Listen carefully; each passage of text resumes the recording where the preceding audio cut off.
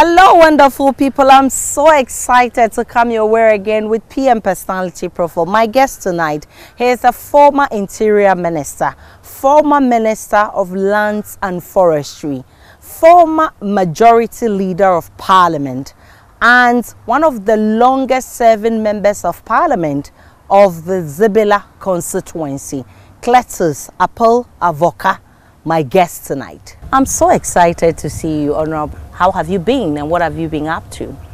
Well, I'm doing well. You know, for the past 2 months, we've been on recess, and therefore a lot of activities have been in the constituency. I shuttle between Accra and the constituency, but I'm more visible in the constituency for the various activities that we are having. I only come back to Accra if there's a function for me to participate. So it's been a long period, but I'm doing very well. Great. And greeting from my constituents, citizens of Zebule constituency. Well received. South and Upper East region. Well received. And I think it would be appropriate to begin on this note, just to pick your thoughts on what has happened in Ejiso during the by-election. I know the NDC didn't participate, but your colleague, Professor Kingsley Nyako, was caught in our cameras handing an envelope to electoral officials. I mean, what are your thoughts on this? I think it is a very, very unfortunate development, and particularly involving Dr. Kingsley Nyako, whom I know very well. When I was the sector minister for the Ministry of Lands and Forestry, his mother was my secretary. His mother was my secretary. Wow. And we work very, very closely. I'm the type of fellow who don't discriminate about staff working under me. What I'm looking for is your work ethics and the results from your work, and I don't look at your party affiliation. At that time, in 1997, when I became the Minister for Lands and Forestry, when I got there, I didn't find out which party each of the secretaries belonged to and the rest of them, because we are one people, one country, and if the fellow can deliver the way I expect of the fellow, then I don't mind. It is unfortunate that these days, before a minister gets to an office, a new ministry or a change ministry, he go to sack everybody in the secretariat and brings his own people to put there and the rest of them. And some of them get disgruntled, some of them get emotionally disorganized. And I don't think that is the way we should be working. We should find out whether the fellow can conform to what you need before you can make a reshuffle or a change. You don't just change because of perception or looking at the face or look at the name or look at party colors. I don't think that that's the way that we should run this country. So his mother was secretary in my office, very direct. And we worked very closely for 2 years without any challenge, without any problem. Before I was shifted to Environment, Science and Technology, and she remained there. He's a first timer in Parliament, I believe. I came in 2021 to meet him. I'm not surprised. I don't know whether he was in the 7th Parliament or not, but the 8th Parliament that we came, I met him. And he's been a gentleman, and he has been contributing very well on the floor of the House. So I think that he has a very good stake in Parliament, and he has a future. So what happened on that day, and then we saw him bringing an envelope from his pocket to quietly give it to 2 of the Electoral Commission staff. Very, very unfortunate and uncalled for. I don't know what he wanted what issue he wanted to resolve, because NDC is not contesting the primaries. Did not contest the primaries. It was your own people, a former MP and Minister of State versus the one who won the primaries. So what was your problem? And that gives a very negative signal to what is going to happen in 2024. This was a by-election involving only one constituency. And after that, I even heard the independent candidate also complaining about, how envelopes were exchanged and the rest of them, that accounted for his defeat and the rest of them. I think that as a country, we have to look at it holistically. Electoral Commission must wake up, and everybody in Ghana must also wake up and be vigilant. I don't think that that is the way we want to go in this 4th Republic. And more so, with regard to Electoral Commission, only one constituency. It's an urban constituency too. It's just not a rural area. And declaration of results were delayed for so long, for several hours after voting. What about 7th December 2024? It was only one constituency we were dealing with, and you could delay with all the arsenal you have at your disposal. You could wait for 5, 6, 7 before declaring results. What about 2024 when you are going to deal with 275 constituencies? We'll get more into issues affecting the nation, but let's talk about you as Member of Parliament. And earlier I was discussing with you, I've seen Boku West, Garu-Timpani, Zebila. I mean, explain that to me. When we started the parliamentary democracy in 1992, the Fourth Republic, there were only 4 constituencies in the Kusasa area, in the Boku traditional area. Those were Boku West, my constituency, and then Boku East. Okay. Then Garu-Timpani, and then Binduri. Subsequently, they created a constituency for Pusga. Pusga was part of Boku East, so they created a constituency for Pusga. So the term Boku East did not apply to them again, or did not exist again. And then therefore, if Boku East didn't exist, there was no need having Boku West. So in 2004 or thereabout, when we had the Garu-Timpani still, then we had Pusga, then we had Binduri, then we had Boku Central. Then Boku West was changed to Zebila constituency. So that is the district capital. And it's the name that we are using for the entire constituency. That was 2004. Yes. Great. Then later on, Garu-Timpani was also divided into 2, and we had Garu became separate, and then Timpani became separate. So we now have 6 constituencies in the Kusasi traditional area. That's Boku. And you became MP in 1993 to 2004. And then I lost to my very good friend and brother John Deboro of PNC in the 2004 election. Then after 4 years, the electors said they had made a mistake. And they brought me back in 2008. That is when I became the Interior Minister in 2009. And then a year plus later, I became the majority leader. And then 2016, after I've been there for 2 terms. The first one I have been there for 3 terms and lost in 2004. Then I came back and did 2 terms. That is 2008 and 2012. I won those elections. 2016, you are aware about the big promises that the MPP brought to the electorate. 1 village, 1 dam, 1 district, 1 factory, employment for everybody, etc., etc. $1 million every year for each constituency, etc. So the people bought into it and said that this government is a savior, this party is a savior. So they voted for somebody, and I lost narrowly. Normally I lose by 100 votes or thereabout, just about 1 police station. But I win massively when I'm overtaking the incumbent. In 2004, Ndebogoro beat me by 115 votes. 115 votes, just police station. And then when he came here, he was doing business with the government, MPP. and so they were facilitating him. But in 2008, when he was going the second day, I beat him by 6,000 votes plus. You know, even from outside. Similarly, in 2016, when I lost to the MPP candidate, one Fuseni Adongo, he beat me by 200 votes. But in 2020, when I won the election, I beat him by 17,000 votes.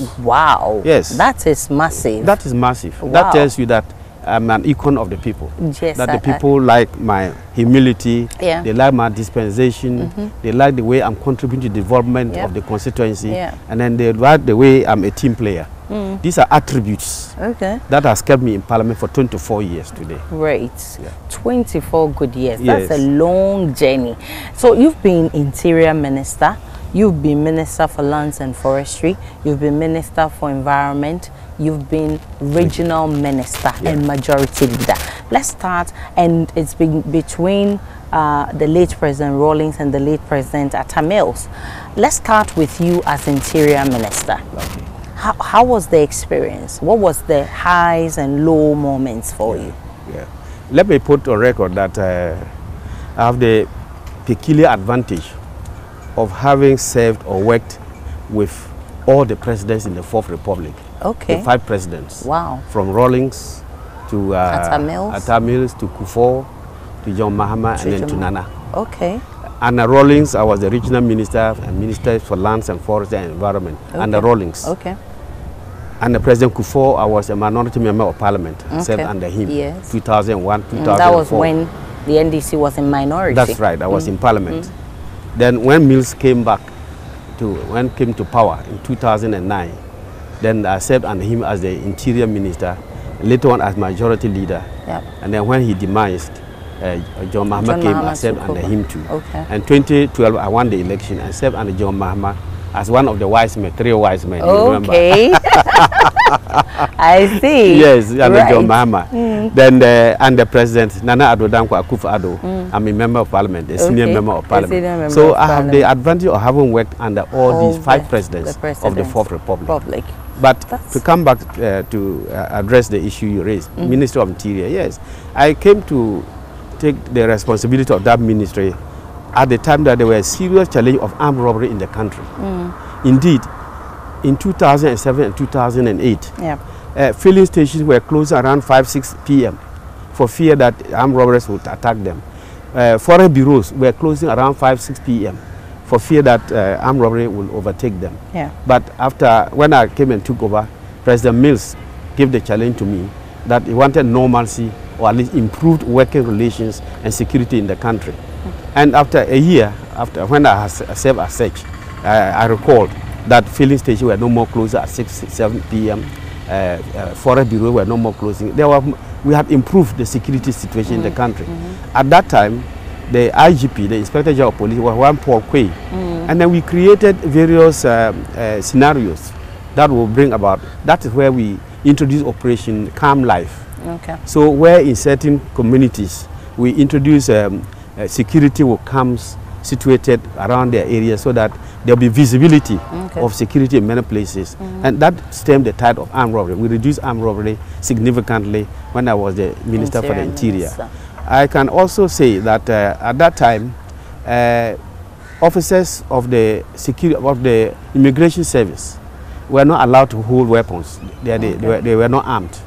I had to lobby and then make representation to National Security Council.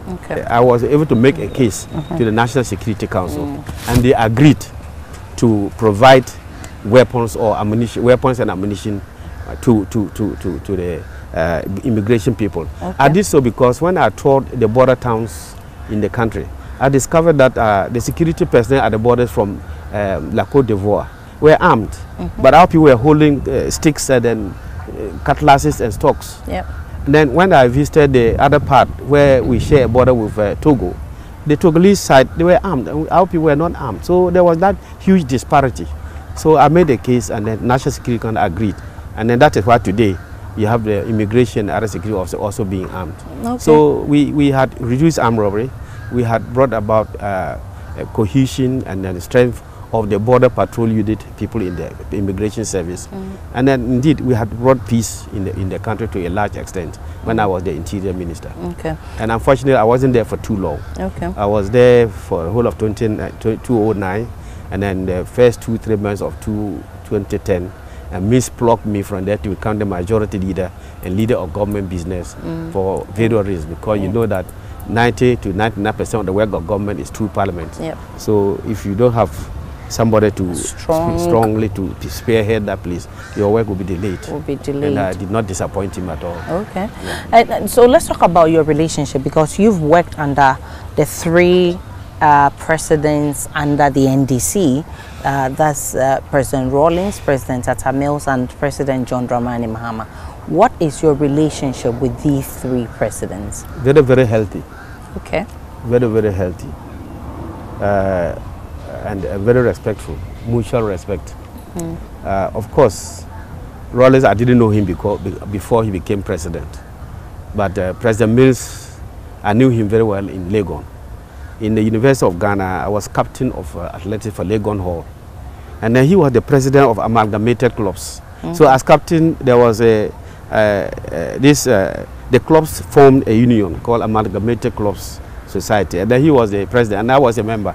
So, and I was running and captaining and doing cross country and all the things and whatnot. So he identified me. And secondly, was my lecturer at the law faculty. So we knew each other very well before we came into politics. When I was a young man in 1973, I entered Legon. He became a lecturer. He taught me insurance law and commercial law and the rest of them. So that's how we knew each other. So working under me was just like a father and son affair. To quote our boxing legend Azuma Nelson. Yes, but under Rollins, let me start. I worked first with Rollins as a regional minister, then to Minister of Lands and Forestry, then to Ministry of Environment, Science and Technology. I recall when in 1995, when I was called to go and be an acting regional minister, I protested, even though it was post that everybody looks for, ministerial position. Yep. I thought that wasn't the right time for me to go to the region and be a minister. Okay. I was saying so against the background that in 1993, when we won the elections, the PNDC regional secretary, Mr. Molbila, who was leaving the region, had an accident in the residency and then had a fracture and whatnot. Okay. And then left. Then one Mr. S.A. Guma from Boku was made the regional minister in 1993 when we won the elections. A year later, he went to Mecca and died there out of stampede. Wow. He remained there. Okay. Then one Godfred Abulu, my classmate in Navrongo Central School, and then MP for Navrongo Central, he was made to go and take over as regional minister. He also went there in 94, and then he became ill in 95. We carried him to London, and he died there. Oops. So, I mean, so if two people die, and then you said I should go and then take over, I said, why? I challenged him. I challenged Kwabena Ahoy, who called me and said that the president wants me to go to Upper East Region and be the regional minister. I said, Kwabena, why? Why is it my turn to go and die? I protested visually. You know, I said, why is it my turn to go and die? I said, tell me I'm not interested. I don't want to die now. At that time, that's my son there who is a doctor. At that time, he was a small kid, you know, in 1995. Yes, he was about 7, 8 years, 10 years old. Okay. You know? Yes, so, but after sober reflection and more engagement, I decided to go. So I went there in 95. And you can't believe it, in 1996, around this time, I was in the office around 4 o'clock in my office. And I was staying in the bungalow where there were 4 bedrooms. Around 4 p.m., my bedroom caught fire when I was in the office. Goodness me. In the region. Wow. Yes. And I said, no, they will all have to do ways and means. I said, I'm not going to take this matter lying down. Yeah. I'm not also going to die and follow my good friends. Elijah Guma and then Godfred Abulu. Yeah. No. But that passed. But one thing I like about Rollins is that he was resource oriented. Okay. Rollins appreciated people who brought results. Okay. And he appreciated people who were team players. I'm saying so on account that in 1992, we lost during the presidential and parliamentary elections. Yeah. We lost the 3 important towns in the Upper East region. Okay. We lost Navrongo Central, we lost Bolgatanga, the regional capital, and we lost Boku Central. Wow. And 4 years later, 1996, when our regional minister, we won all the 12 constituencies in the region. Wow. Including Bolgatanga, including Navrongo, including Boku. You brought all those seats back yes, to the I brought NDC. people together. And then we won all the 12 constituencies for parliament and then for the president. So Ronald was a young man, you are an achiever. I'm going to make you a cabinet minister. Okay. That is how I left the region in 1997 after the 96 elections, and then became Minister for Lands and Forestry. Okay. And I was there for 2 years. Then he sent me to Environment, Science and Technology. And I learned a lot in that ministry because I thought that before I got there as a lawyer by profession, I didn't do science. I thought that that ministry for Environment, Science and Technology was to see how we can manufacture atomic bombs and other things and whatnot. But when I got there, I put to it. You realized that it wasn't really the basic foods that we produce in the country is from that ministry. Okay. If you take SARI, but even it's a subset, but if you take CSRR, Council for Scientific and Industrial Research, they do all the research for the various agri activities, agri discipline in the country. And I learned a lot. And it was during my stewardship in that ministry that we started what we call commercialization of that ministry. All the services they provided were free of charge to the agencies and the rest of them. They provide service for you, you take it, then you become richer and they become poorer. So we introduced the concept of commercialization. in the Ministry of Environment, Science and Technology. Okay. I hope that today it has gained grounds and it is doing wonderful things, subject to, of course, funding. The challenge we have in those ministries is funding. Okay. And at Lands and Forestry, they tried to pass a law for 4 or 5 years, it didn't materialize. Timber Resources Management Law. Okay. I remember Dr. Kwamina J was there, very good material and the rest of it. But when I took over in 1997, by the end of that year, we had passed the law. And that law still stands the test of time in this country. Timber Resources Management Law. And that is a law that makes sure that at least before you win concessions to harvest forest, then you must demonstrate technical ability to manage the forest. You must show technical ability to be able to improve the recovery rate of the timber resource that we have and whatnot. Those were the significant things that I had achieved in those ministries. So Rawlings was somebody who liked somebody who could achieve. And then I think that I was in his good books because of the results I was getting for the party and then the government and then the country.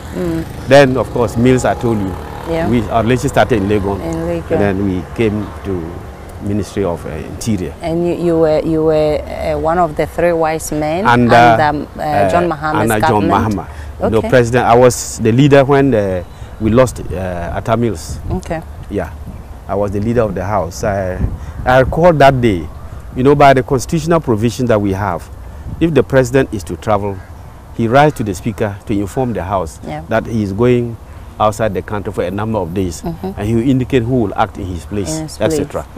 So that morning, when we started proceedings, and that time the speaker was the lady Joyce Bradford Addo. Yes. Yeah, Mrs. Joyce Bradford. She was the speaker.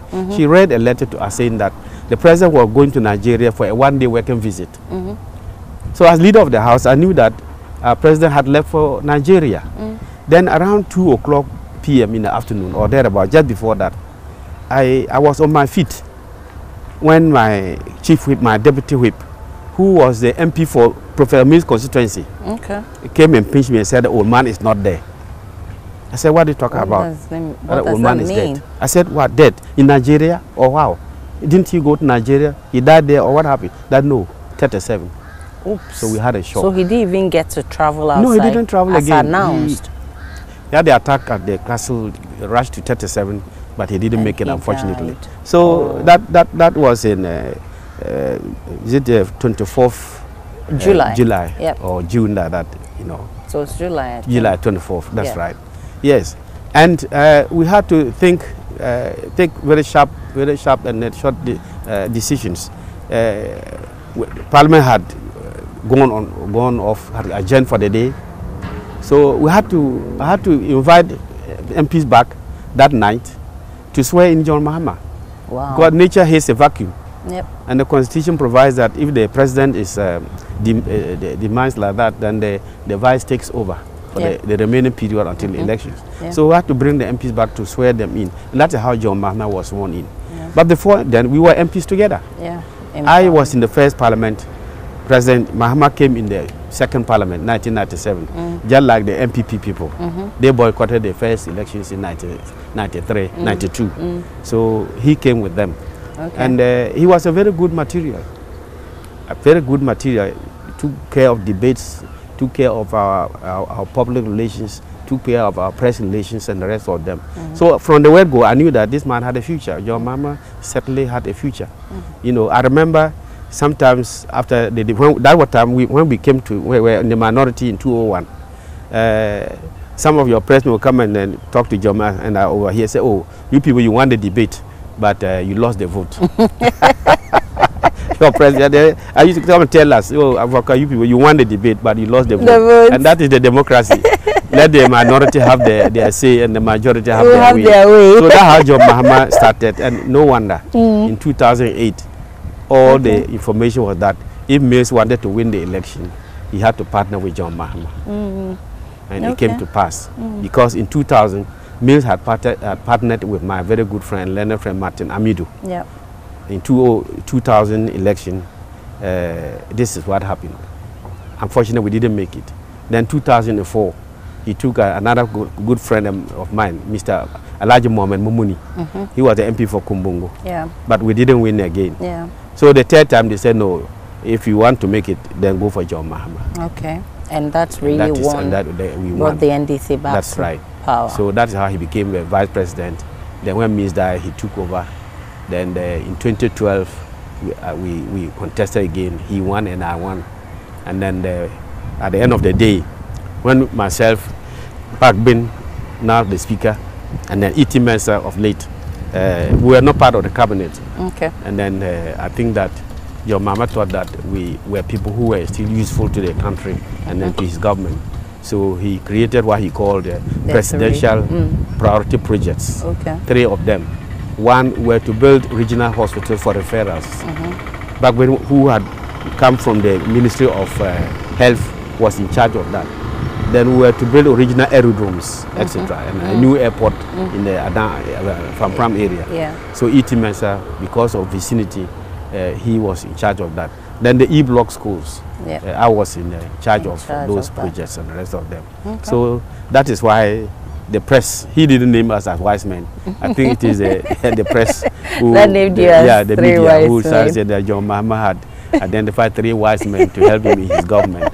And I'm confident we didn't disappoint him. Definitely. Yes, so. Unfortunately, we have lost one of ourselves. Yes, E.T. Mensah. And no wonder Back when had reason to become Speaker of Parliament. And no wonder I'm back in Parliament for the 6th time. He didn't make bad choices. At all. Yes. So you as majority leader, how was the experience in Parliament? A big challenge. I believe it's easier to be a minister than to be a majority leader. Really? Yeah. Tell me. It's more difficult to be a majority leader than to be a minister. A minister, the setup is complete. From the messenger, etc., to executive officer, to administrator, and one to chief director. With technical people. If you are a majority leader, who is the technical man to support you? It's nobody. Number 2, majority leader is the coordinator of all the ministers and ministries.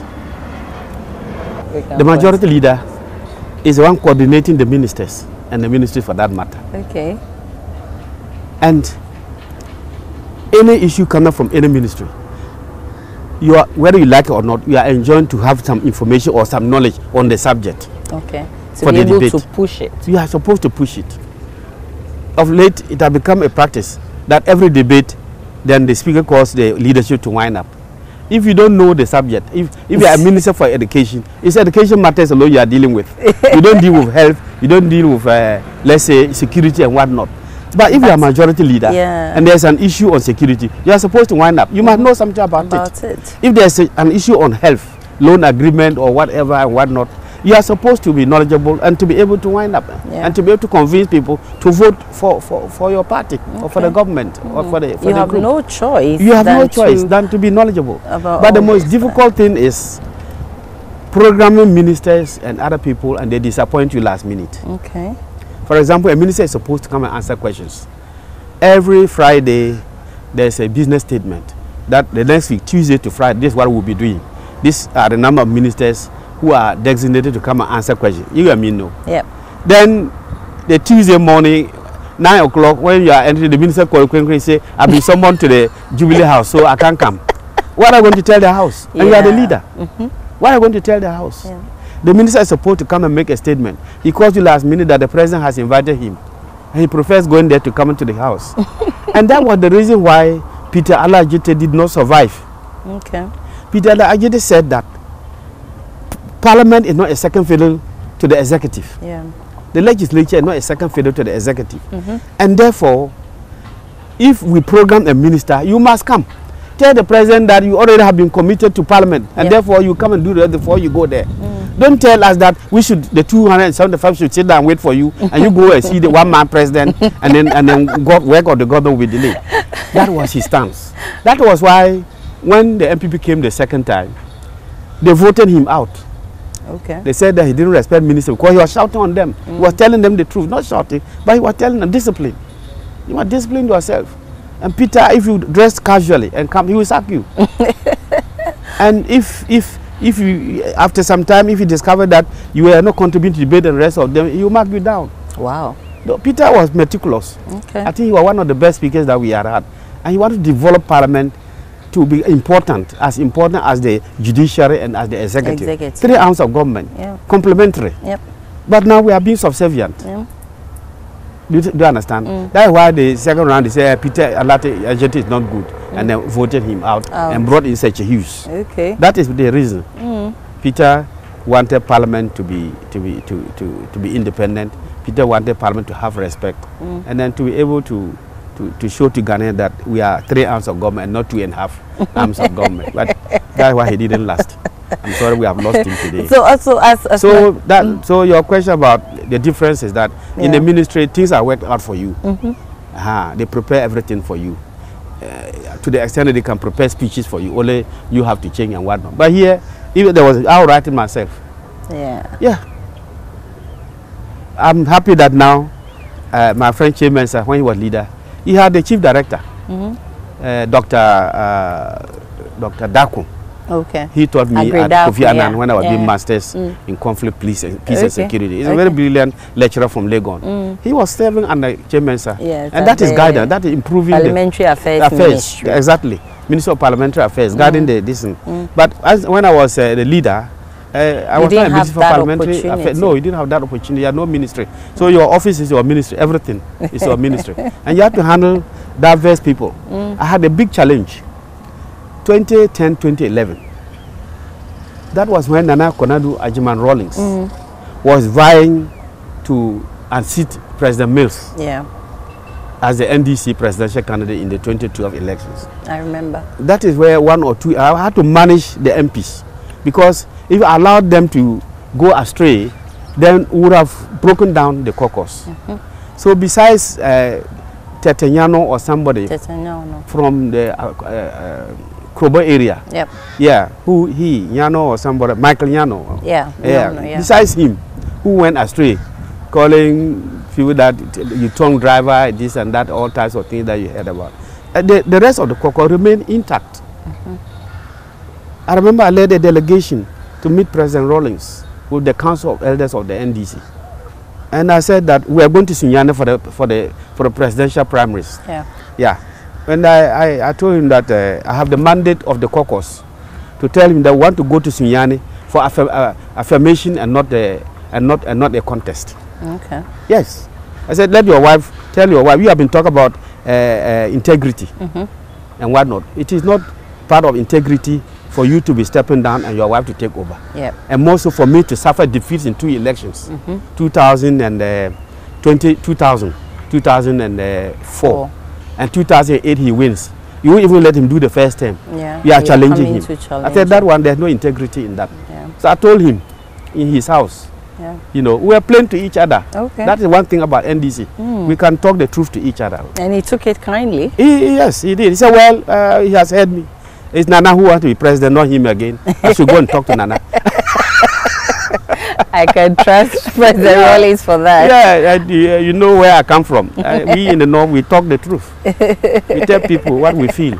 I said that we want to go to Sunyane for affirmation and not a contest. I should go and tell Nana. It's Nana who wants to contest, not him. What do you make of the 8th Parliament? I mean, you've had the opportunity to serve since 1993. What do you make of this 8th Parliament that is also a hung Parliament? Well, the difficulties are there. Hung Parliament calls for leadership who are team players. Hung Parliament calls for leadership who build bridges. And hung Parliament calls for leaders who build consensus. I regret to say that I didn't see this from the majority side. Team playing, consensus building, and then allowing the minority to have their say and they'll have their way. I used to tell, Chairman is my personal friend, and then the current leader, Fenyo Maki, is my very good younger brother. I used to tell them that, look, I used to go and talk to them. I said, look, with this hung Parliament, you don't expect to win the debate and come and win the vote and get the vote. You don't expect to win the debate and get the vote. Let them talk. They, at the end of the day, agree with them and say, okay, give me the mandate.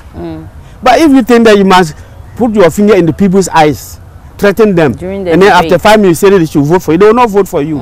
That means you are not appreciating the challenge of a hung Parliament. That's the challenge we've had for the past 4 years. And they've accused your side of deliberately, you know, delaying government business and frustrating government business. But this is what I'm talking about. I said with the hung parliament, you need consensus building. And they've not done that. They find it difficult to do that. In the hung parliament, you need to be a team player. You need to have constructive engagement. These were lacking. Look, when I was leader, Chairman Sabonso was minority leader. You'll be surprised. I mean, the man is hardworking, no doubt about that. Yeah. There were some bills that he will file 50 amendments. Chairman Sabonso alone, 30 amendments. Okay. Being a team player and being a consensus builder, I used to ask those who file amendments to go to his office to do winnowing. Okay. MPP would not allow an NDC man to chair a winnowing committee. Okay. They would not. Both Chairman Sabonso and Fenyo Markins, they would not allow it. But I used to say, look, you have shown interest in this. You have got so many amendments. All those who are meeting his office, minority leader, and then do the winnowing. That is consensus building. That is constructive engagement. That is being a team player. They've never done that. And that experience. Everything, even when the issue is non-contentious, they will want to point fingers at people's eyes and whatnot. If it is non-contentious, I mean, it's not sensitive matter for the government. Let everybody talk his peace of mind, and then you go. That is the time you can win them back. But if you want to bring party on every issue, to bring politics to every issue, then this is what you will get. Is there something missing in this parliament compared to the previous ones that you've served? Yes. I mean, quality debate is missing. Not just in this parliament. I call that if we take the second parliament, when the MPP came to join us, and then that parliament, and then the third parliament, these were the best you could see debaters. Somebody like J.H. Mensah late, he could talk for 1 hour without any blemish. Okay. Somebody like Dr. Kwamina Ajay, he could get up and hold the parliament spellbound, and several others. Today, we don't have it.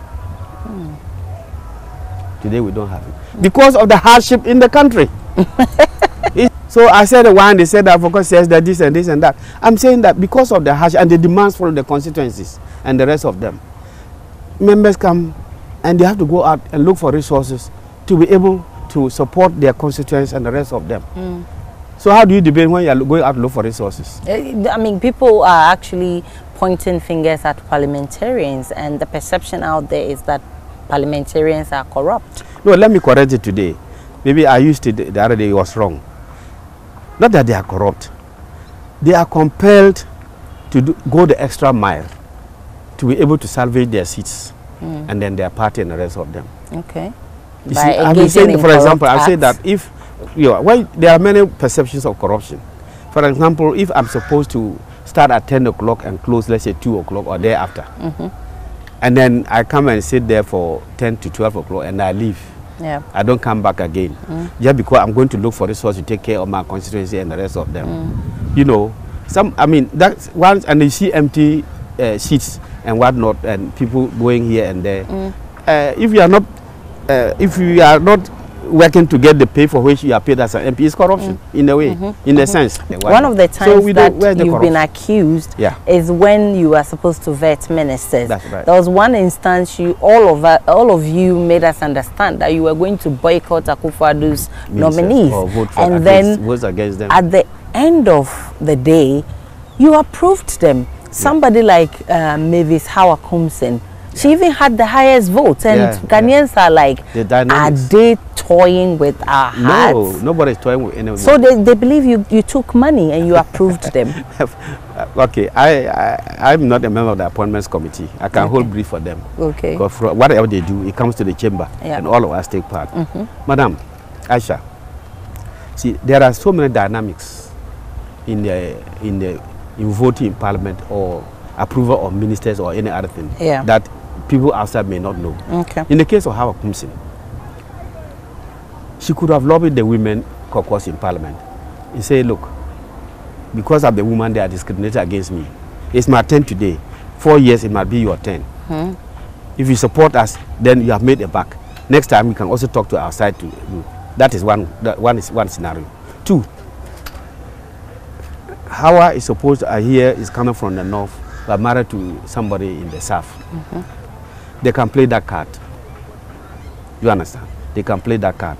3, religion. For example, if there is, I don't know whether she's a Muslim or not, but if somebody go to see the chief imam, you, Aisha, you are nominated deputy minister or minister, then your parents go to see chief imam that this is the only woman who is a Muslim, or this is the only man who is a Muslim, and they are sending him or her to this ministry, and the people say they don't want. You'll be surprised that the chief imam has said administration to come and talk to Muslims here that they should not disgrace the Muslim faith. So there are so many. Look, for in my traditional area, or in my region, I remember just some few months ago, a Supreme Court judge was vetted from Ahafo region. My friend Eric Opoku is on our side. Okay. He always said, look, that is the first time that I get a Supreme Court judge. So, look, you must vote for him. Okay. You understand? So, when you go to have secret ballot, anything goes because of these scenarios. So, it's not just that people have taken money. I have not received a peso from any of the groups. Okay. I don't know how concerned closely. I don't know any of them closely. But, I mean, and the caucus can meet and say that, ladies and gentlemen, honorable colleagues, for strategic reasons, let's do this way or let's think this way. Okay. So I want to dispel this perception that anytime that people change their minds, it's money. No, it's not money. It's lobbying. Since we're talking about corruption, let me bring in a recent advice from the AG's office to EOCO. Attorney General has advised EOCO to discontinue with the money laundering case against her. The OSP has also actually cleared her of all charges. And I just want to find out how all of this come across to you. It's a travesty of justice. You see, if you want to fight corruption, then the corruption agencies must be able to synergize, must be able to work together and then complement each other, must be able to close gaps amongst themselves and then work. Otherwise, it's not enough to create, MPP have been boasting, Nana will boast, that I've created OSP, I've done this, I've done that. To what effect? What is the use of creating them? Yeah. Yeah, what's the use of creating when the gaps are there? I mean, how is it possible? Even the ordinary man, you don't need to be a lawyer. Ordinary man. Somebody has a minister of state or a public officer has over $1 million or euros in the house. How much is the salary and what business? They should tell us this. Oh, the woman was, look, how did the stories come back? From the where go. The brother died and the money is from donations. Funeral we go in Ghana here, you don't give dollars and euros and pounds. How many? To the extent they can get $1 million, 1 million euros. What law is this?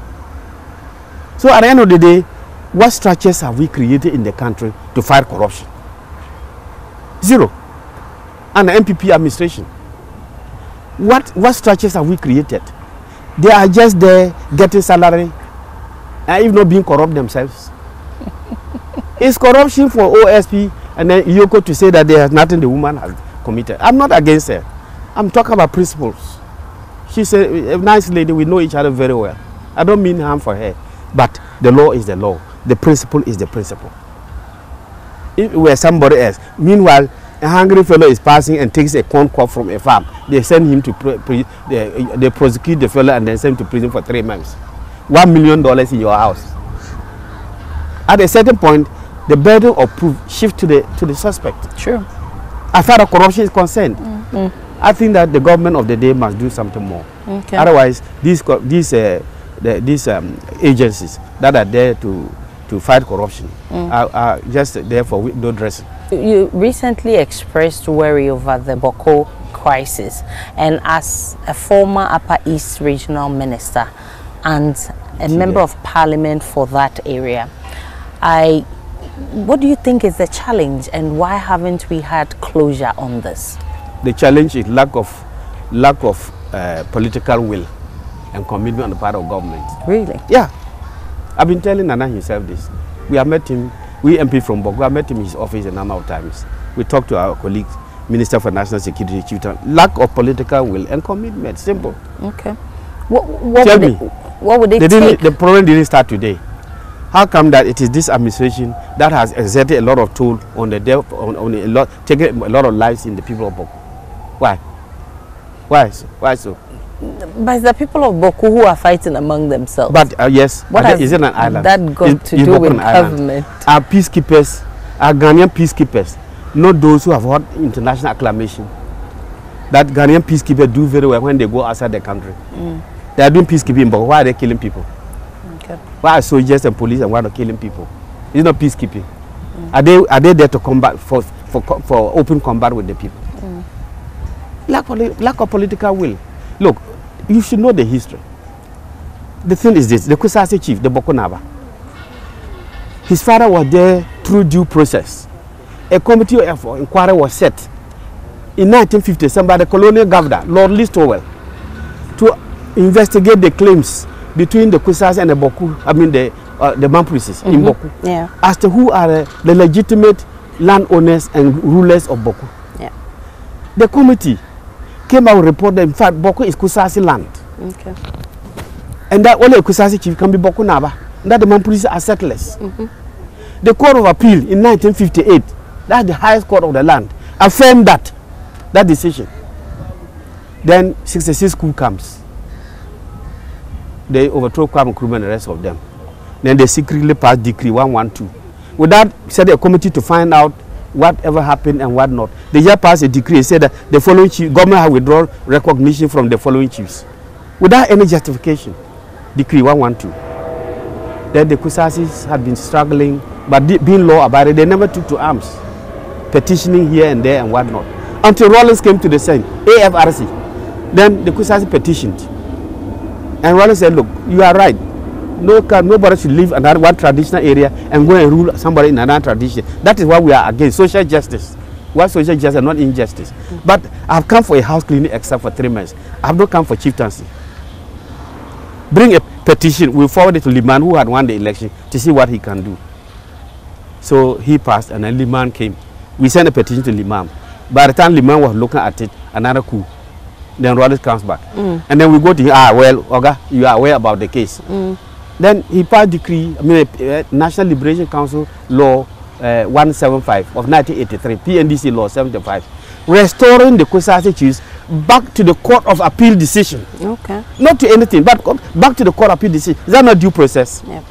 So the court said you are the chief. So I'm recognizing you because the courts have said that's due process. Yeah. As if that is not enough. In 2003, the Mamprises, thinking that MPP is in power, Kufuor had come to power. They forced Kufuor to change the chieftaincy and give it to them. Kufuor said no. By the Constitution of 1992, no party or government has the authority or the right to interfere into chieftaincy. I cannot make you chiefs. Okay. If he says go to court, it's only the court that can give you that, but I cannot. Do you understand?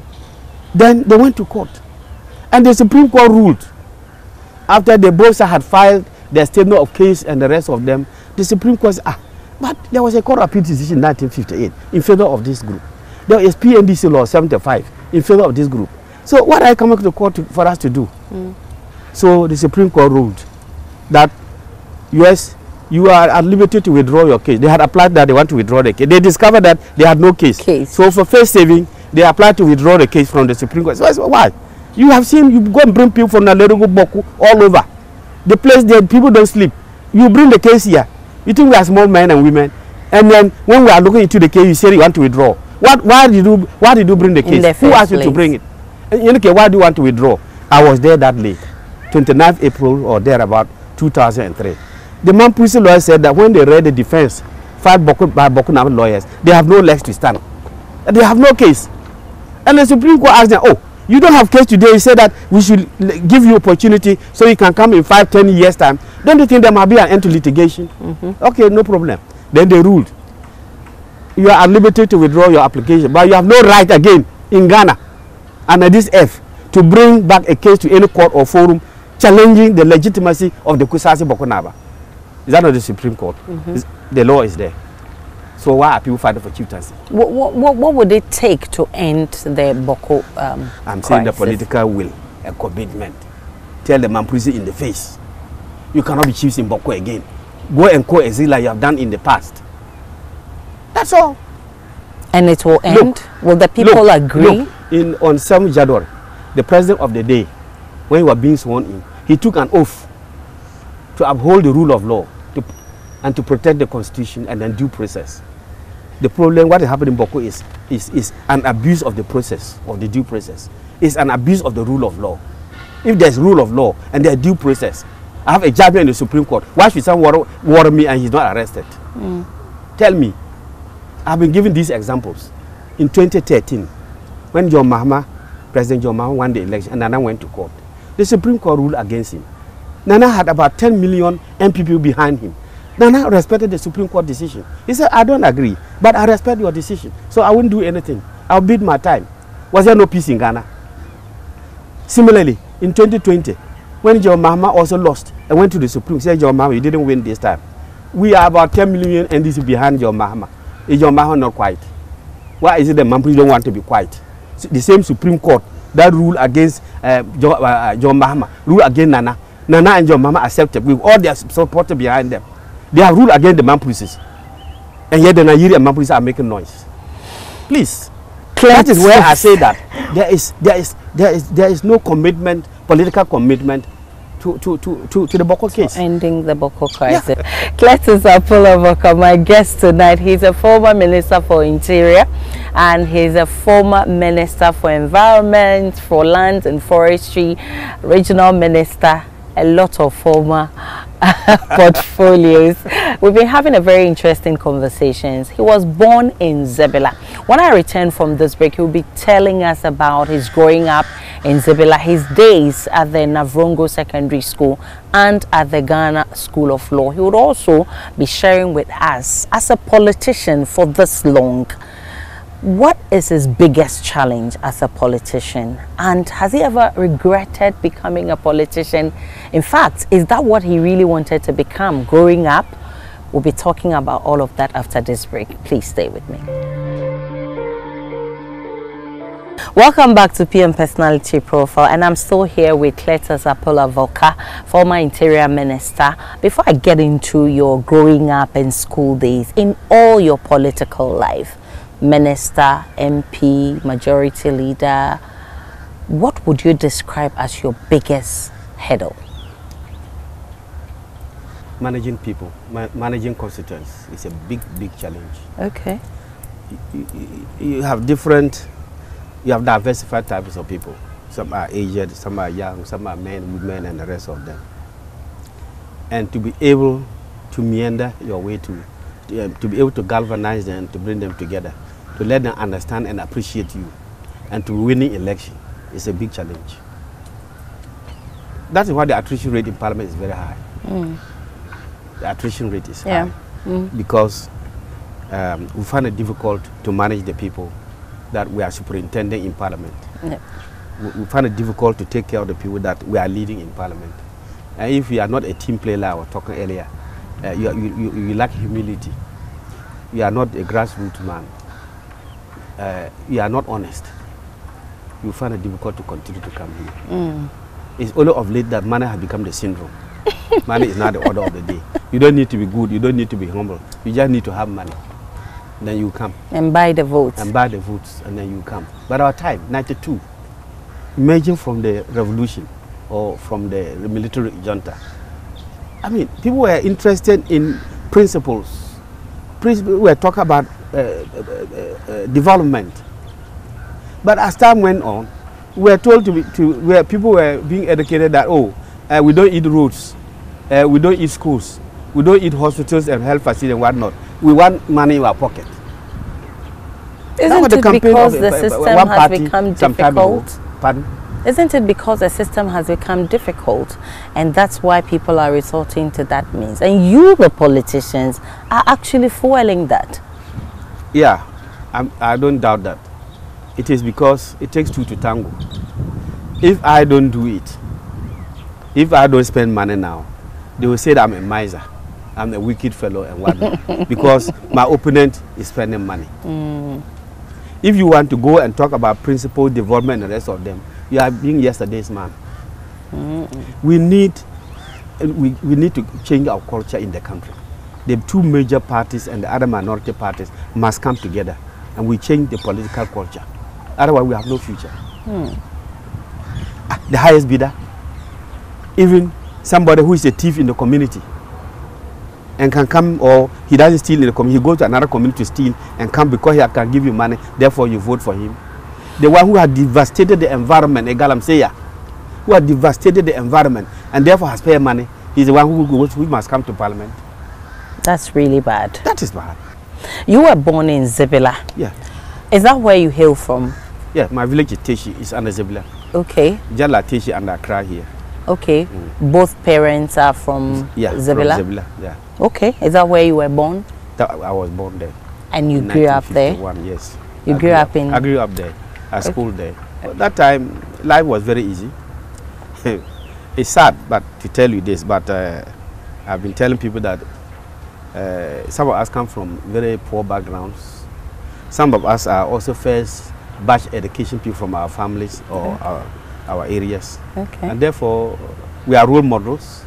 We have a lot of challenge because you have to bring up people up to a level. And therefore, you cannot personally develop yourself to the way that others would have done because they are taking care of only themselves.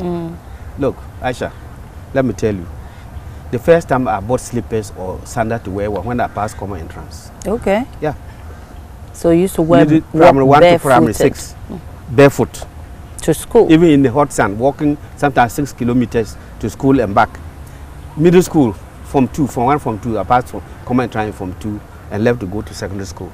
It was when I passed common entrance that my father bought me slippers to go to Navrongo Secondary School. Wow. Now when somebody is in the womb, they start buying shoes and sandals and baby dresses and nothing like that. We did sleeping on the ground, the local mat, no cloth, nothing, no pillow. Yeah.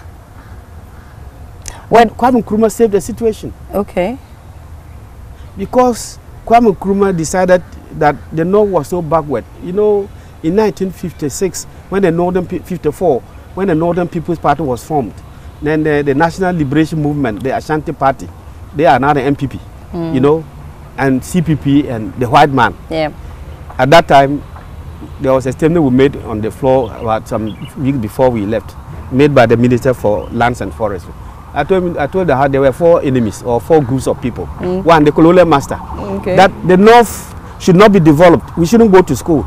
They should use us as hewers of wood and drawers of water for the Gold Coast. Okay. I understand. Wow. So no one was sent to school. That was number 1. Number 2, then National Liberation Movement that have metamorphosed to Progress Party to now MPP and whatnot. They said that there must be federalism, that every region resources must remain in that region, that they shouldn't use resources from Ashanti or any other region to go and develop any other place. You understand? So colonial master, that was, and the Northern People's Party, they said, look, that was headed by Mumun Babuya and then Dombo. They were the leaders of the Northern people. They said that independent for what do we have? No school, no health center, no proper market, no road. And you say independent, independent for what? And they were justified in saying so. So Nkrumah CPP came and said, no, let's get independence. And then Kwame Nkrumah under the CPP leadership, I'll make sure that we bring accelerated development to the North to catch up with the South. So after independence, I went to school in 58. Okay. Partly because of this Bokuma test too. In my village, Teshi, there are Mamprusi and there are Kusasis.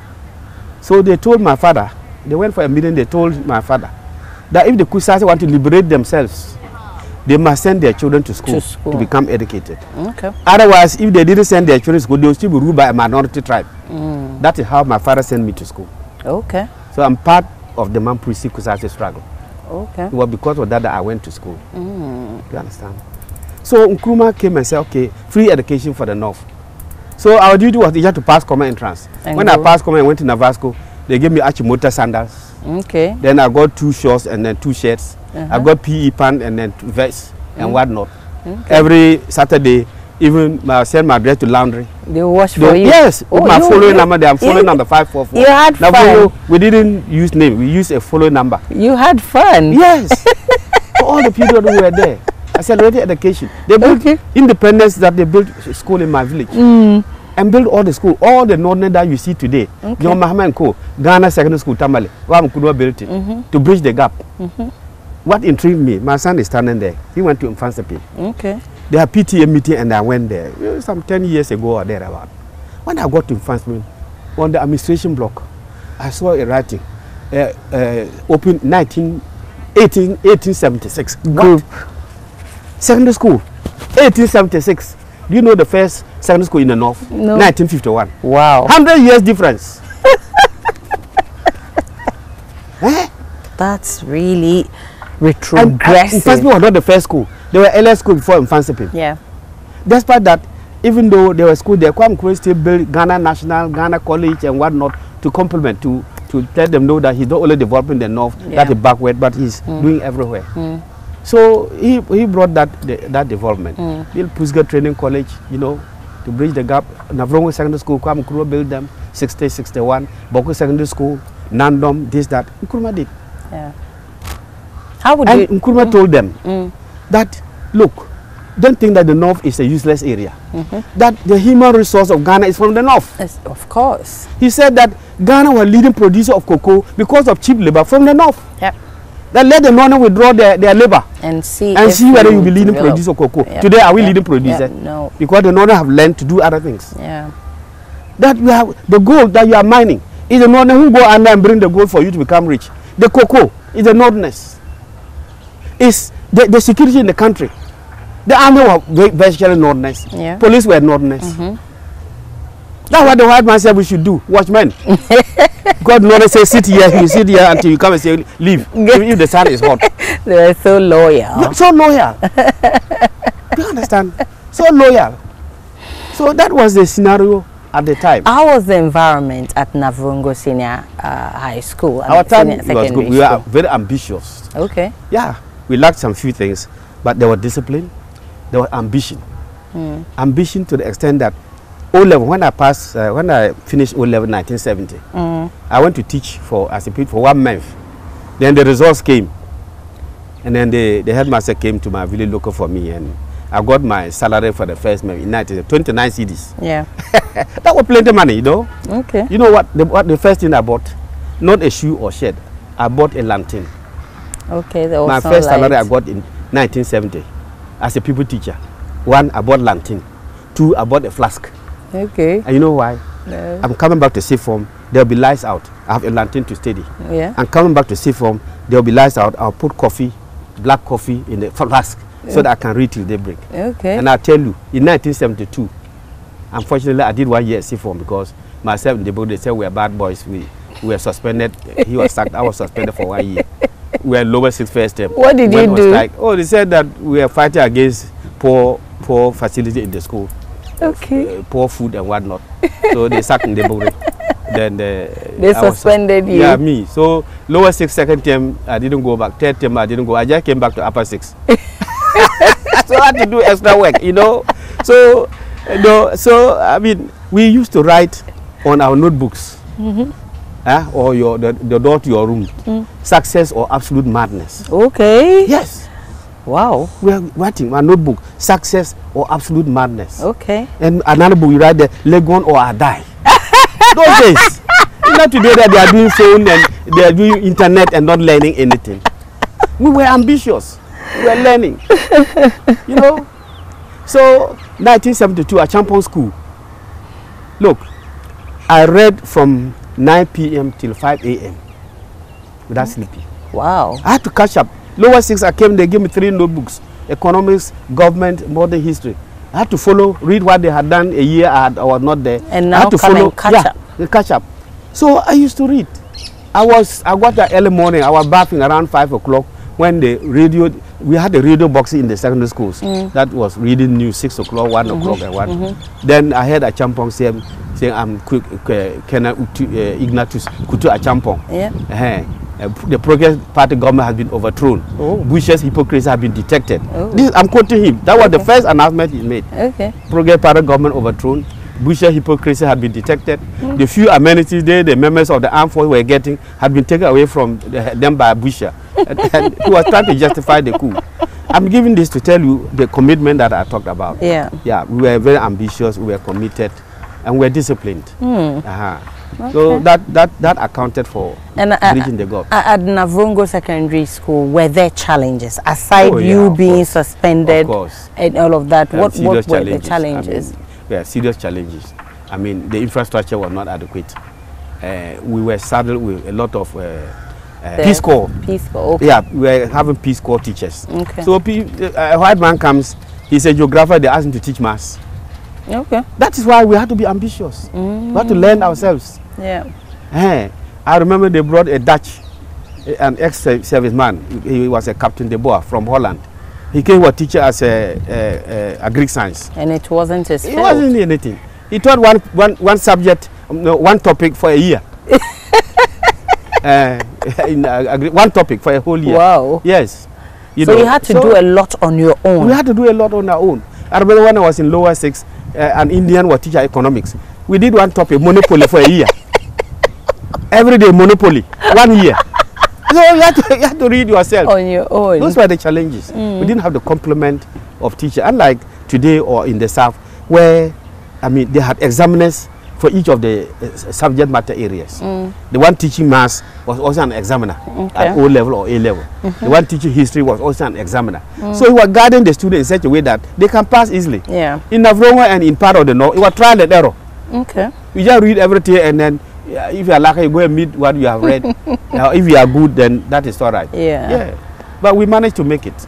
And then you were able to come to Legon, oh, yeah. So you don't die. I don't success or I die. No, so I don't die. How was Legon like? Oh, the faculty of Legon law was a proper university. Okay. 1973 I entered, and I was put in the Premier Hall, Legon Hall. We were the bridging gap. We reached the period where you even wear a gown and go for dinner. Okay. Yes. Were you 3 meals. Part of the batch that drank tea with the Queen? Exactly. Okay. Not with the Queen, but I mean every meal, particularly in the evening like that, we had cans of coffee, tea, and one you could take your flask and go and fetch coffee or tea, so you can use in your room. Every Saturday, if your girlfriend or a relative came, you can get a coupon, a card, and go to cafeteria, and the two of you will eat. Okay. And whatnot and whatnot. You had fun. We had that, but after some short while, it vanished. It vanished. It vanished. And you they had to give us a ticket to eat or not to eat. If you don't eat, at the end of the day, you can go and claim the money. Oh, okay. So we used to do what we call aquatic substitution. What's that? Aquatic substitution, even if you are hungry, drink plenty of water and mix a meal and save a coupon. So you can go and take that money. I take the money. We call it aquatic substitution. Oh, goodness. Instead of eating food, you take water. And then at least you could go lunch free with water or supper free with water. And interesting. then have a coupon, or not even have it there. So the good part of Legon was lost. But when we went there, the first 2-3 years, I was in a single room when I was in the 4th year. Okay. In the law school at Makula. Of course, that is an honor they gave me because I was a sportsman and a captain. Yeah. So they wanted me to stay back and run and do things for them, organize for them. So they gave me a single room. Okay. But before that, we were 2 in the room, one in main room and one in the balcony. But now there are 4, 5, 6 in the room. And there's no more university. There's no life of university. There's no cohesion. There's no socialization. How would you describe your stay at the Ghana School of Law, where, I mean, you did the faculty and then the School of Law, you do the bar. Yeah. Okay. How was it like? It was good. During your time? For example, we and the medical students in Kolebu, every day there was a bus. The university allocated a bus to law Makola students. Okay. So the bus will pick us there for lectures and bring us back to campus. Even though we are not supposed to be there, but some were squatting, but some of us had legitimate rooms, like I told you. Okay. Today, they can't afford to. Even those in the faculty cannot get accommodation, not talk about those in Makola. So things have changed. If you had the opportunity to change something, what would it be? If it is larger Ghana, we need to change the attitude of the Ghanaian. Okay. And that permeates. If I had something to change in the law school, we are now getting, I'm not being somebody, I'm not trying to discriminate against people doing law. Yeah. But I think that there must still be discipline in the law school, the law faculty and the law school. Yeah. Because when you come out as a lawyer, people look up to you as a leader. Yeah. Yesterday I went to the Ghana Bar Association office. And I was chatting with the workers. I said, Ghana Bar Association. And we don't hear even of the president or the general secretary's name. I said, the bar that we used to know, just like nooks that we used to know, under this hardship, under this corruption, under all types of things, Ghana Bar Association is saying nothing. I said, then what's our use again? You have the best education. You are the learner people. Do you think they are learning for nothing? For nothing. You are learning because a lot have been, you are supposed to have been diversified in your knowledge. Yep. So when you come and society going wrong, say it. Bar Association has become so indolent. Ghana Bar Association has become no association. Bar Association that we knew of who were on campus, they were people championing a looter. Ghana Bar Association, National Union of Ghana Students. Now they are only interested in political parties. Once your party is in power, finish. Bar Association doesn't exist. Nooks doesn't exist. But we had a looter for about 5 years there, was all a looter. Challenging government, a champion. That you are drilling and beating people, you are doing this, we won't agree. They'll beat and will run and come back and do a looter again. That is the meaning of a university student. Not that you are cozy, then you come and get a cozy office and whatnot. What is the use to society? To whom much is given, much is expected. Yep. Ghana Medical Association. What do they do? Except fighting for their own conditions of service. Nothing. So Ghana Bar Association, Ghana Medical Association, NUCS, these are three organs, institutions that used to uphold democracy in the country. That used to uphold the dignity of the Ghanaian. That used to fight for against corruption. Now they are dead. I think that the psyche of the Ghanaian, wherever we find ourselves, our mentality, our attitude towards get rich quick, towards the disrespect for seniors, towards loving party more than the state. In this house, we prefer our party more than the state. And that is wrong, fundamentally. It's the state that makes you a human being, not your party. Yep. NDC came in and said only 92. Am I 92 born? MPP, when did they come to exist in 92? So why do you think that we must prefer parties to the state? To the state, the interest of the state. I think that's where we are lost. Psychologically, fundamentally, our minds, our psyche is very poor. Well, we look forward to the day that this will happen, and so Ghanaians will put the nation first before any other thing. At what point did you decide that you wanted to become a politician, or it's been in your blood all this while? I told you how I went to school. Okay. I told you that in 1958, they came and woke my father up and said that the Kusasi must send their children to school to liberate them. If we remain illiterate, we will still be, subjects of some people. I went to school. Okay. And me and that generation, we were fighting against injustice, against unfairness, and self-determination, self-rule. Yeah. Why do I have to go to my paramount chief's house and speak a different language and not a Kusasi language? Where does it happen in Ghana? Except Boku. Why? So I went to school to liberate Kusasi. So I started politics when I went to school. Okay. Yeah. Right from pre-1. Okay. 58. Wow. Look, it's being in your blood. Let me give you this example. In 1970, when myself and late in Debogoro were in Navrongo Secondary School. Yeah. You see, our subjugation was everywhere. Anytime we had tribal dancing and singing, some Saturday they would say tribal dancing and singing, variety and whatnot. The entertainment master will say, Ghana boys and girls, Ghana, not Accra. Ghana boys and girls should come and dance. Okay. Fanti boys and girls should come and dance. Dagati boys and girls. Frafra boys and girls. Do you understand? When it comes to Ayo, they say Boku boys and girls. Aisha, haven't tribal dance or village or town dance? So, discrimination right there. Yeah, when we were young boys. So me and Deborah, when I told the headman who was a white man, McDonald, I said, look, Mr. McDonald, we are Kusasi boys and girls. We come from Boku, there are different tribes there. Okay. If next time you call Boku boys and girls, we won't come and dance. Okay. if we dance at Kusasi boys and girls, we are last, we know that we have identity. The problem in Boku is that the Kusasi are suffering from identity crisis. Okay. He said, yes. The white man said, yeah, you are right. Yeah, it's tribal dancing and singing. It's not village or town dancing and singing. Has a town a dance? Yeah. No.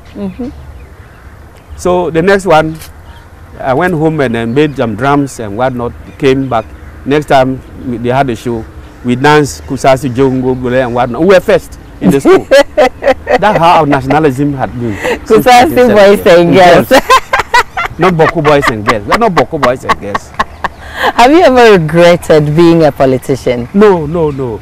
Because if you don't take part in politics, fools will rule you. If you don't take part to fight against injustice, fools will rule you. Sometimes in my constituency or elsewhere, people go say, no lies, no vote. We are going to boycott it because we don't have lies, we don't have this. I said that if you boycott it and then somebody comes to power, you are dead. Yeah. Better vote, sorry, the one who has not given you the lies, you vote him out. Yeah. And vote for the very thing he can give you the lies and better living standard. Don't say I won't vote because the governments are the same. Whether you vote on, even if 2 people vote, there will be a government. There will be a government. There will be a winner. So the best thing is to take part. My only regret is that we are not living up to expectation. Yeah. We the politicians are not living up to expectation. The confidence they had in that. And it's not only in Ghana, worldwide. People are losing faith in politicians, particularly the executive. Why? Why? Because we are not developing the way they want. We are not giving them the opportunity. We are not providing opportunities for them to grow with. Look at the unemployment rate. Look at the school fees pay. Even nursing training college, teacher training college, huge fees. You come out and you are sitting down. In the first place, why did we have to open up those college, all those schools, and let thousands of young boys and young girls go? After 3 years, they come out and they have nothing. They pay huge fees, and people collect the money and chop it. Then when they finish school, they come out. You say that there's no job for them. Why did you enroll them in the first place? Yeah. We don't even have statistics. We don't even know our human resource requirements. How many nurses do we want a year? We don't know. How many teachers do we want a year? We don't know. It's enough to have the training colleges, the nursing training college, teacher training, and just be producing them. God will provide employment. Where does it happen? Quite interesting. As a former interior minister, let me ask you this. As we gear up to elections, what do you want to see in terms of security? Insecurity is number one enemy in the country. I think that Ghanaians should appreciate the fact that there is no other country than Ghana. And that the election is only making a choice between 2 people or 3 or 4 people. We have no reason to antagonize each other. We have no reason to fight. The president said it during the May Day celebration that we don't need to go on each other's throats because of party politics or because of elections. I support him for that statement. Alone. 2024 is a critical year for us. We have done well all along. People didn't believe that the 4th Republic would be 30 years old without any interruption. We have a lot of credit for that. And every government in power will want to maintain this type of healthy image. And I expect that the MPP government, led by President Nana Akufo-Addo, will not want to backslide the country back to those dark days. We had, even from military regime, that we came to political parties in 93. Then 2000, people thought the Roland would not hand over, NDC would not hand over. We did. We did. Yeah. Peaceful election. So that was one of the most peaceful elections in 2000. Even though he was a military person, leader, leaving to the other people. We did very well. So we should build on that. And I expect that electoral commission, the most important people are electoral commission, the government of the day, and our security services. Okay. Electoral commission, must look at the climate. I'm happy that some of the issues we are battling in Parliament with the electoral commission have come to pass. Because all these things were a recipe for conflict. Yeah. A recipe for stealing, recipe for cheating, and therefore conflict. And we should not allow one institution to bring us into conflict. The electoral commission, the voting is there so that we can change systems and people, systems and whatnot. But it is not there for us to quarrel among ourselves. Yeah. So I'm praying the electoral commission will steady the atmosphere in the country, will follow the rules of and the regulations to the letter, will make sure when they recruit people who don't have political biases. The political parties must educate their members, both NDC, MPP, CPP, PNC. They should educate their members. Georgia is not war. Yeah. And we have done this for 20 years, going to 30 years. We should not go, we should improve rather than deteriorate. You know, so political parties have a role to play. The government of the day, that is managing the security. The president is the commander-in-chief of the Ghana Armed Forces and whatnot. IGP, he appoints them. Should tell them they should be more professional in their work rather than partisan. If we are able to synergize this, put this together, and then everybody work professionally and in the interest of Ghana, we should not have a problem in 2024. So what next for Cletus Avoka? Well, I'm not going to contest for parliamentary election again. Okay, you are part of the attrition list. Yeah, I voluntarily stepped down. Okay. There's a beginning and there might be an end. Definitely. You don't wait until you are pushed out. No, that one you leave when the applause is loudest. And then that is. And in any case, it's not coming to parliament alone. That is a political appointment. True. There are so many other political appointments that you can aspire to. So even though I'm not going to parliament, I'm going to work hard for my party to win the elections for both parliament and then the presidential. Have you groomed someone to take over from you? These days, you can't groom people when they have money syndrome now. Okay. You groom somebody with that money, you won't go far. But I have left a legacy behind, a positive legacy. Okay. For example, the last time I won the election, 2020, I've never won something like that before, since 92. Okay. I used to win by 3,000, 5,000, 6,000, 10,000. But I've told you that in 2020, I won by 17,000 difference from a sitting MP who is member of the government and a minister. Wow. The MP was the deputy regional minister. Wow. And he was MPP. Okay. And everything. Wow. Yet I beat him by 17,000 votes. Number two, That's we have 138 polling stations. I won 130 polling stations, won only 8. Wow. That's the first time that we had recorded that achievement. Okay. So I want to maintain this, if not even improve upon it. Yeah. And we have to work hard. So that my legacy is that I've built enough credibility on the ground. I've told you that I worked under 5 presidents. Yes. Tell me, have you heard anywhere since 1992 that Avoka has been corrupt or has done this wrong? Not at all.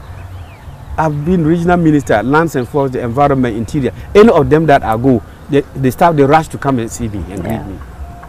I must leave a positive image behind. When I go to a ministry, I create a level playing field. I create fellow feeling.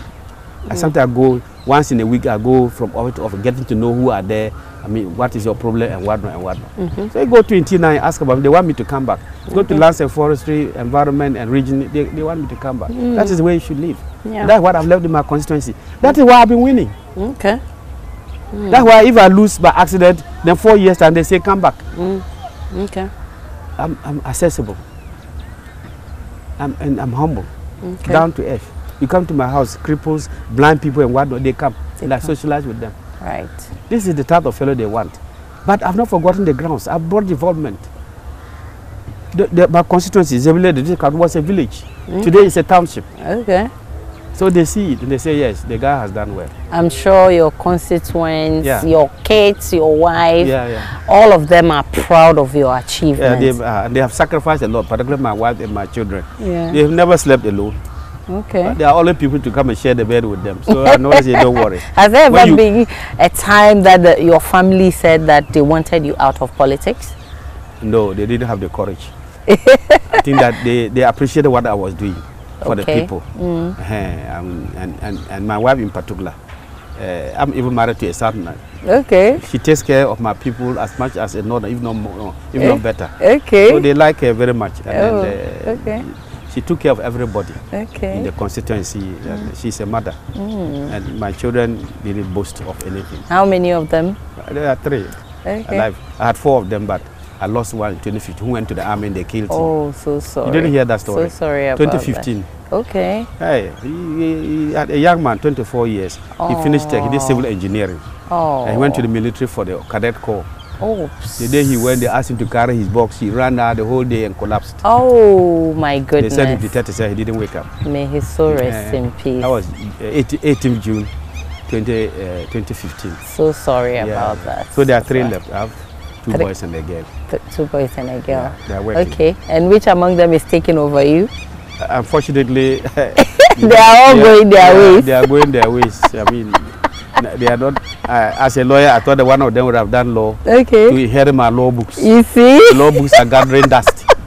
Maybe one of my grandchildren will come and do that. So one is a doctor. He is, yeah. He okay. is, and the others are the senior brother is working with Ghana Gas. Okay. He's an oil man. Okay. So he works with Ghana Gas. And my daughter is working with Ghana, what they call GRA. Oh, Ghana okay. Revenue Authority. She's also mathematics and finance. Mathematics those people. Yeah, those people. So, okay. Oh. I have some grandchildren who are growing up. Okay. I love them and they love me. Okay. When they come to the house, they don't want to go home. That's very important. They want to be with Grandpa. Yeah. Oh, I must say we are so proud of your achievements. Yeah. But I must say that you look too strong for a 72-year-old man. Oh, well, it's by His grace. Discipline. We have been talking about discipline the whole evening. Exactly. You have to discipline yourself. Is there anything you do to keep fit? Do you? I walk every day. Okay. But I was doing all the vices when I was a young man. Yes. I could smoke 3 packets of cigarettes. Oh my God! Tell me more. That's long. I could after university. I wasn't doing those because I was running. Yeah. I was a sportsman, doing everything. But when I left, peer pressure. I began to smoke. Myself and my very cool in Debogre, we could smoke 3 packets of cigarette a day. My goodness! Yes, but one day I sent a friend to the hospital, and they told her that the guy had TB because he was smoking. That was the day I just stopped. You stopped. 85. Wow. If November 1985. Wow. I just put the cigarette I had in the lighter in the dustbin. And that was the end. Yeah. Wow. 85. How many years now? Wow. 15 plus 24. That's 39 years. 39 years. I could drink cigarette. I could drink beer. Today I don't even take wine or any alcohol. No alcohol. Wow. That Discipline. explains how. That was also 92. I was a member of the Consultative Assembly. Consultative Assembly. Yeah, that's a very the important. Okay. So I know the Constitution inside out. Okay. What reason we had for some of the provisions. In framing some of the provisions. Yeah. Okay. It was there that I discovered that anytime I took beer or Guinness and whatnot, I had headache. And Qatar. Okay. So my daughter said, why don't you stop? I said, okay, let me stop. So 92 up to date, I've never taken alcohol. Wow. When you go to my house, whether here or my constituency, I have whiskey and all types of drinks sitting there. I serve people, but I don't. You don't drink? No. That explains why you look very healthy, I must say. I try. You look very healthy for a 72-year-old man. Moderation in whatever you do. Very important. And you should be lucky that God gives you good health. Very important. I don't have a terminal case or a strong case. So after a hard day's work, you don't drink, you don't smoke, you don't do anything. What do you do? I don't have social life much. So relax. What do you do? When I watch TV, I'm a sportsman. Okay. I can watch any sport activity on TV for 24 hours. Okay. Like when I travel outside the country, in my house. Okay. So I quarrel with my wife. She wants to watch Nigerian film and I want to watch Liverpool or Chelsea or Man U playing and whatnot. Then you quarrel. We crash. So we created another platform. You go there and watch. And let me watch here. Yeah. That will bring peace. Yeah. Unfortunately, I don't have social life. So. What kind of a father are you? Oh. That's a difficult question. I'm disciplined. Okay, I can see that. I've been telling my children that I want them to be disciplined. That's how I brought them up. I want them to have cohesion and fellow feeling. And then to have love and respect for each other, each other's keeper. Yeah. Yeah, that's how I inculcate in them. Okay. And then to serve humanity. It's better. I find it difficult when people you go to somebody's house, a store building, 10 rooms, and you are alone. It's a complete waste. Yeah. If you die, it's just one hole you go to. It's enough to have basic things that can take care of you. But excesses, I'm not married to them. No. Cletus Avoka. We are so proud of your achievement, and let me say thank you so much for your contribution to the development of Mother Ghana. God bless you. Viewers, thank you so much for watching. Same time next week, we'll be bringing you another interesting edition of PM Personality Profile. My name is Aisha Ibrahim. Do enjoy the rest of our programs.